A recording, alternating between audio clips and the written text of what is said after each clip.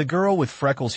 Human beings have long been known to be creatures of habit, and Nathaniel is no exception. After acquiring his first car at the start of the year, he found a comfortable spot in Kawachul for a washing bay that also has a bar. As you drive through the roadside spot, to the right is a daily grill, and to the left is an agency banking and mobile money outlet with 2 unisex salons north to it. That's where he's been washing his Nissan Micra, oftentimes on a Friday evening or on some rare occasions on Saturday. While hanging out at the bar, he met and connected with one of the bartenders. Being the busy hangout that it is, it's not unusual to find a good number of people hanging out, some having their vehicles being washed, others getting haircuts, manicure, or pedicure done. Some would be enjoying the thrill of sipping a cold beer, together with a taste of well-grilled goat's meat. It was at the bar that he met this beautiful girl called Becky, based on her work name tag, as she served him a Tusker cider. She was cloaked in a pair of tight short blue jeans, with a tacked-in slim-fitting white t-shirt and all-white Adidas sneakers. He acknowledges to having seen Becky around before, but they had never come face-to-face. In a place often filled with pretty girls and ladies, none gripped the men's attention quite like Becky. Her lips sparked desire.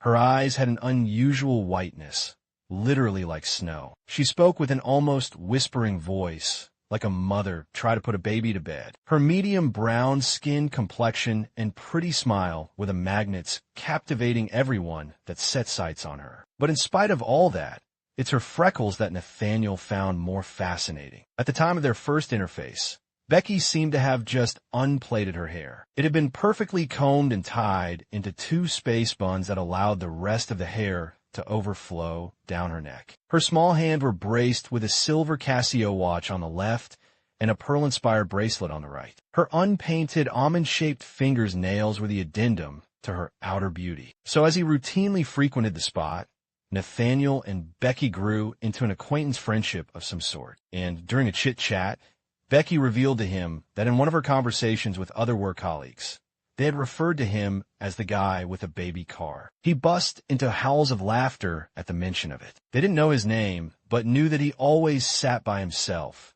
ordered for a can of Red Bull, and looked on as his car was being washed. Whenever she wasn't busy, she sat on a fairly tall stool behind the counter, and they would indulge each other in a conversation. She was astoundingly polished, perspicacious, and articulate in presentation. A graduate of commerce, who in spite of the dust that had piled on her shoes and the sweat that defined her collar shirts, had failed to find a job in the market. She had worked at a supermarket, a printing and stationery store before her friend linked her up to this bartending job that she had been doing for now nearly half a year. He would later learn that she held serious convictions about how poorly the country is being run. It's not far-fetched for one to think that oftentimes such girls are disinterested in politics, public governance, and administration. Well, she was alive to the challenges of our country. Little by little, they started to gravitate towards each other, went on to have what would pass for many dates during her work shifts when he offered to buy her a meal and a drink. After exchanging contacts at some point,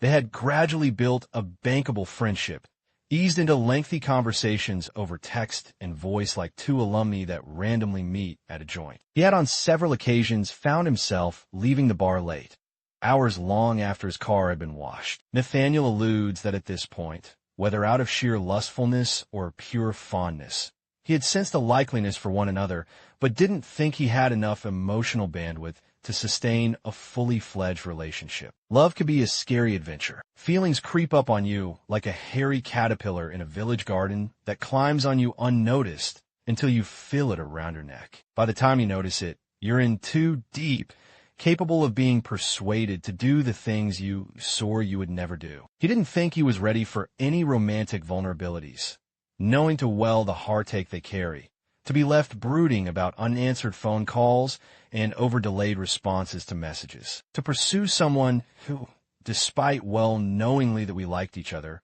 was going to play hard to get just for the sake of it. That I must prove myself with some form of prolonged chase. But on the other hand, he also had concerns over where any possible pursuit for a romantic affair would leave their friendship. Marry your best friend, they keep saying, not considering that not every best friend wants to have it with you. The risk of stepping into the calm waters of their friendship seemed to outweigh his desire to get laid. Is mudding these waters really worth it? He wondered to himself.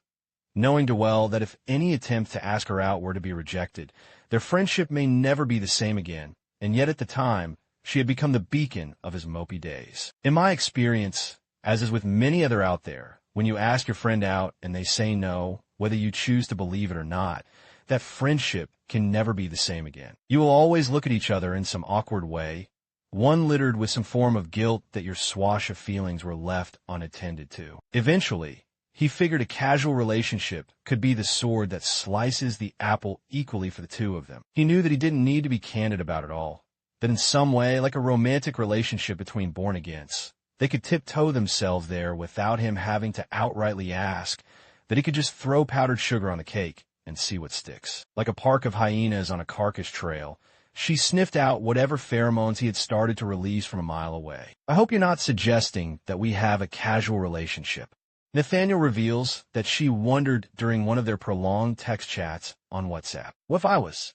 He responded, knowing too well that if she was to rebuff at all, he had room for plausible deniability that she had led the conversation there, but not him. Casual relationships are just an excuse to hurt other people's feelings, Becky said in a voice note that partly explained further about her fears for such a kind of arrangement. They went on to have what appeared to be an open-ended exchange about a relationship of that nature. She, however, concluded with a statement that settled any other thoughts Nathaniel had about suggesting any form of romantic relationship with her. She said, and he quotes, "If you and I were to date, it would have to be a serious relationship, not these shenanigans of Sejui casual dating." Nathaniel reminiscences going to bed that night with something to think about. Did I want more with her than just a friendship?